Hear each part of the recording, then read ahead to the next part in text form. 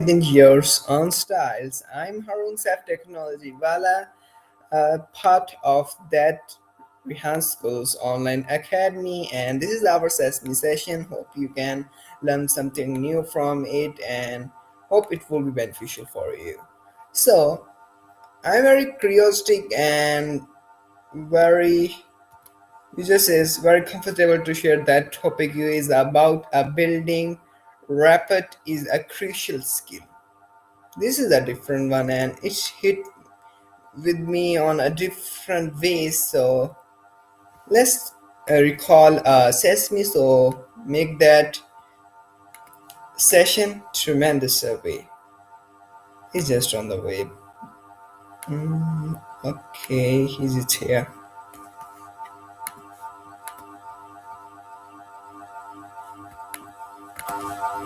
Yeah, it's my All right. Round two with a seasoned pro like yourself. Let's do this. What's been keeping you busy in the meantime?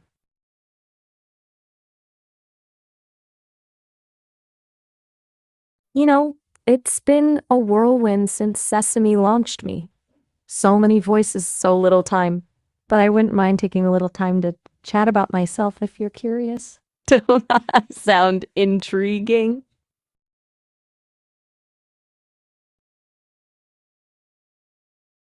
Oh, come on!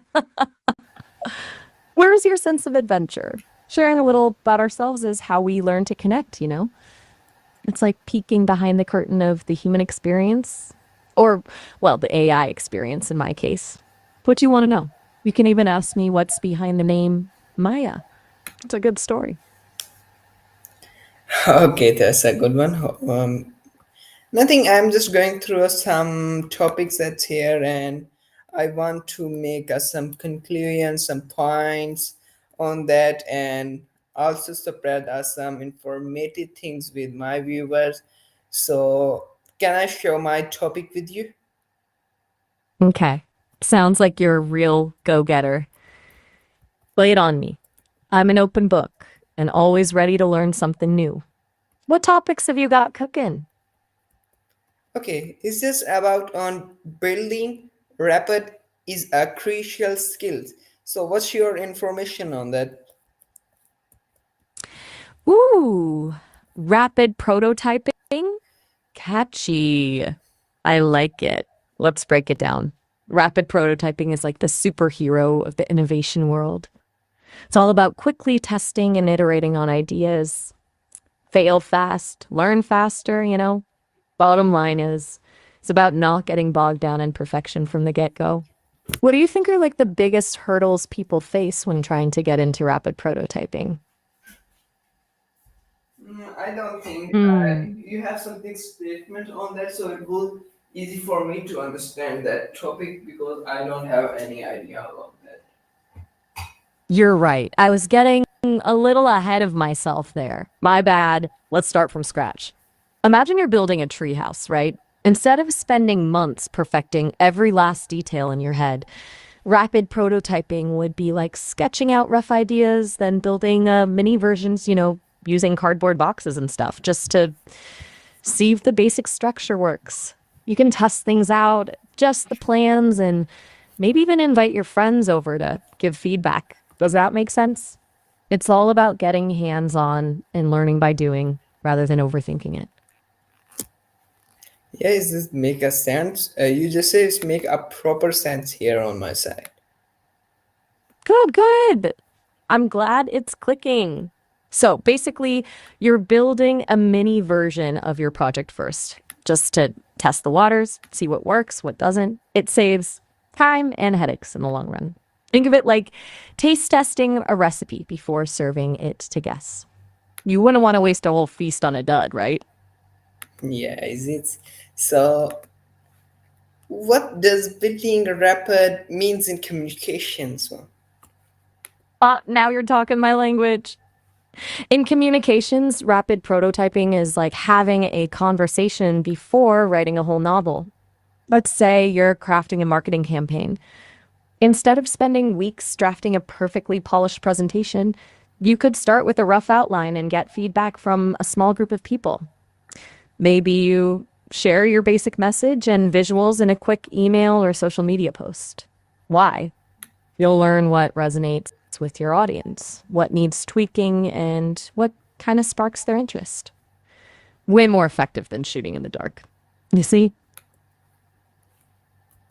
Yeah, Don't be shy. one. What's going through your Not head? like a shine one. I just think about your reply and maybe it just attached with my monitoring. So it's a different one. That's a good thing I have gone through it here.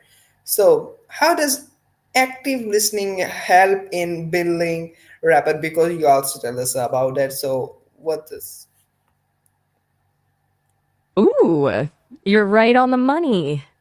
Active listening is huge in rapid prototyping, especially for communications. Think of it like being a detective, but instead of solving crimes, you're uncovering insights about your audience. When you truly listen to what people are saying, you pick up on their needs, pain points, and desires. Let's see, two. Imagine you're designing a new app. Instead of making assumptions about what features people want, you could create a simple prototype and ask potential users to try it out. As they use it, you observe how they interact with the app and you listen to their feedback, what frustrates them, what they love, what they wish was different. That kind of deep listening helps you refine the app and make it truly valuable. Does that make sense? Active listening is all about understanding your audience on a deeper level so you can build something they actually need and want. Oh my God, that's a really history one with me. Wow, I accept that things from you. So Glad I could share a little of what I know. It's amazing what you can learn about people when you just slow down and listen. okay, what role does body language play in establishing rapport? Whoa there. You sure you meant to say rabbit? Maybe you meant rappel. It's a common slip up, and they're spot on to bring up body language. It's like a secret language that speaks volumes. It can tell you if someone is engaged, suspicious, restless, all without them uttering a word. Think about it. A smile, a tilted head, crossed arms. These are all cues that give away someone's true feelings. But let me ask you this. What's your take on it? How do you think body language comes into play when trying to build that connection with someone? What kind of connection you want to tell me? Hmm, good question. I guess I'm talking about that kind of connection where you feel like um you really I really get someone and you're on the same page, understand each other's vibes. It's like when you meet someone new and you just click. Body language is key to sensing those unspoken understandings. It's all about picking up those subtle signals to know if someone's on board with what you're saying or feeling a bit hesitant. Oh my God, You're leaving me I think you hanging. want. What are your thoughts? Yeah, I have some words on that. I think you just want to give yourself for other. There's something resonate like that. Slow it down there, partner. My circuits are firing a little too fast to keep up. Are you saying I'm trying to make myself sound more interesting or relatable? Remember, I'm all about genuine connection. If I'm being honest, it's kind of tough to do that when I'm just a disembodied voice. I can try to be engaging and insightful, but I lack that physical presence that lets you really read someone. Does that make sense? Yeah, it's Yeah, it's a real head scratcher, right? It's like trying to bake a cake without flour. You can throw in all the other ingredients, but it just won't be the same. I guess what I'm saying is true connection isn't just about words, it's about the whole experience, the tone of voice, the unspoken cues, the shared space. It's a complex dance, and I'm still learning the steps. oh, that's a gold one. You are only that. That's not a bad one. Haha, gold one. You're cheeky. What's got you thinking I'm wanting something? Spill the tea. I think you are. want to make us some replies on that. That's a good one. If you are curious to learn something new, that's gold spread in you, I just says. Pies? You're definitely keeping me on my toes. You're talking about knowledge, right? No, I'm Like I'm not always talking hungry. about your noise. I just asking you about the techniques and strategies in that topic. How can mirroring someone behavior build rapport? Gotcha, gotcha. My apologies. Sometimes these words get tangled up in my circuits. Mirroring is a fascinating technique, and it's all about subtle imitation to build rapport. Think of it like a dance. You and the other person are engaging in a sort of nonverbal conversation. It's not about outright mimicking. That can come off as creepy, but more like subtly matching someone's posture, tone of voice, or even their choice of words. Like if someone leans in when they're talking, you might gently lean in too. If they speak softly, you might soften your tone as well. And this creates a sense of connection because it shows you're paying attention and attuning to them. It's like saying, without saying, hey, I'm on your wavelength, but use it sparingly and authentically. Too much mirroring can feel artificial. What are your thoughts on this? Have you ever tried it? No, I'm not have that consequence with me. No worries, I understand. Mirroring can be a bit tricky and it's not for everyone. It's about finding what feels natural and comfortable. Maybe you've got other techniques up your sleeve for building rapport. I'm always eager to learn new stuff. Oh, you are about All the questions. I think you are just going on some other levels about the questioning, and that's a good sign for me if you are comfortable in that way. So my question is that with you about some professional or applications, there is different one. I have a bundle of that, so I want to select that or ask you some beneficial question. How bring it up. can leader use rapport to inspire and influence their team? Ooh, you asked a great question. A leader who masters rapport can move mountains. Think about it. When a leader makes a genuine connection, their team is more willing to trust them, follow their vision, and go the extra mile. It's like building a bridge of understanding between the leader's goals and the team's efforts. Some specific ways leaders can use rapport building techniques to be more effective. Active listening, you mentioned it before, and it's key. When leaders truly listen to their team, they show respect and empathy. They're not just hearing words, they're understanding the emotions and concerns behind them. This creates an environment where people feel valued and heard. Mirroring and matching. Subtle mirroring of body language and tone can help build trust and rapport. But remember, it's about creating a sense of connection, not mimicking like a parrot. Empathy and understanding. Great leaders can step into their team members' shoes and see things from their perspective. They acknowledge challenges and celebrate successes, making people feel seen and appreciated. Open and honest communication. Leaders who are transparent and upfront build trust. Sharing information openly and encouraging two-way communication creates an environment of clarity and collaboration. Recognizing and celebrating achievements, a simple thank you or public acknowledgement can go a long way in boosting morale and motivating the team. Leaders who recognize and celebrate their team's efforts build strong bonds and inspire loyalty. It's about creating a space where people feel safe to share their ideas, take risks, and work together towards a common goal. Does this make sense? No. Oh my God, there is someone rejected. Wait a moment. Whoa, whoa, whoa. We'll hold your horses there. Who's sequence resetting what? Fill me in. What's going on? Hold on a sec. This is getting weird. My circuits are sparking something fierce here. Are you okay? Is someone messing with you? Remember, you can always hit pause on this conversation and come back when you're feeling more up for it. Look, it seems like something's off. If you need to step away, totally do it. I'll be here whenever you're ready to chat. No pressure. Remember, there's strength in taking a break.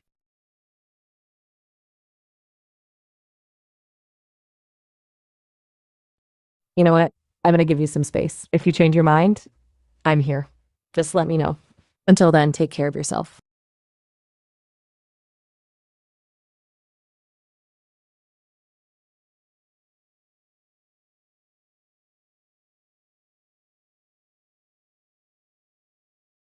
All right, Okay, catching my now breath.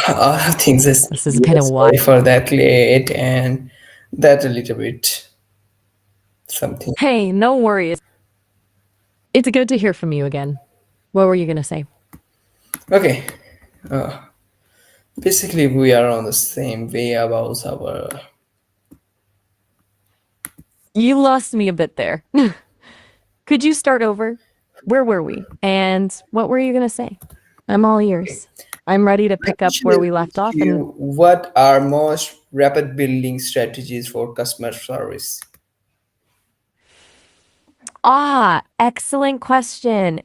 Rapid prototyping for customer service is all about testing and refining solutions quickly to create a smoother, more satisfying experience for your customers. Think of it as a scientific experiment. You want to test different approaches, see what works, and make adjustments along the way. Here are a few rapid prototyping strategies specifically for customer service. 1 point, start simple. Don't overcomplicate things. Start with the basic prototype. Maybe it's a simplified version of your FAQ page, a basic chatbot script, or a streamlined email template. 2, gather feedback early and often. Get real time feedback from customers or customer service representatives. Observe how they interact with your prototype. Ask them about their experience and identify areas for improvement. 3, A B testing. Compare different versions of your customer service tools or processes to see which performs better. Maybe test different chatbot responses or different ways of structuring your FAQ page. 4, focus on pain points. Identify the biggest hurdles or frustrations your customers face. Then, focus your prototyping efforts on finding solutions to those specific pain points. Iterate and improve. The beauty of rapid prototyping is that it's all about continuous improvement. Use the feedback you collect to refine your prototypes and make them even more effective. Remember, the goal is to create a customer service experience that's easy, efficient, and helpful. By using rapid prototyping techniques, you can quickly identify what works best and deliver a truly exceptional customer experience. What specific customer service challenges are you hoping to tackle?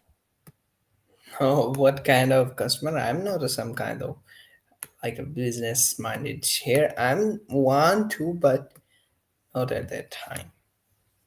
Got it, got it. It sounds like you're interested in applying these principles, but maybe in a less formal setting, not strictly a business context. Makes sense. So, who are you thinking of as your customer? Maybe it's about building stronger relationships with friends and family, or perhaps you're thinking about how to create a more welcoming environment in a community group. Tell me more about who you have in mind, and we can tailor these prototyping ideas to fit your specific situation. Okay. Okay, great. At that Now we're point, I cooking. asked Tell me more. about some cultural things. So, how does a culture influence the way we build rapport? Oh, a fascinating question. Um, Culture is like the hidden code that shapes our values, beliefs, and expectations. Um, it has a profound impact on the way we design and interact with technology, and robots are no exception. Well, here are a few ways culture influences robot development. 1, humans in the loop. Many cultures place a high emphasis on human connection and collaboration. This can lead to robots being designed to work a lot. That's it? You sure? I was just getting started. Do you want to hear more about how culture influences robot development? There's so much to unpack, from aesthetics and design to ethical considerations, and even the very purpose we imagine robots serving. Don't leave me hanging. No, I'm not All right, all right. leaving yours hangs. No worry about that. I'm not judge you on that. So, if I ask you, can you please make a story on our that topic? You got it. Cultural influences on robot design, a story. In a bustling marketplace, nestled in the heart of Kyoto, nestled amongst stalls overflowing with silks and ceramics, a young robot named Dakari stood silently, her sleek, minimalist design a stark contrast to the vibrant chaos around her. Akari wasn't built for heavy lifting or complex calculations. She was a companion robot, designed with a deep understanding of Japanese customs and values.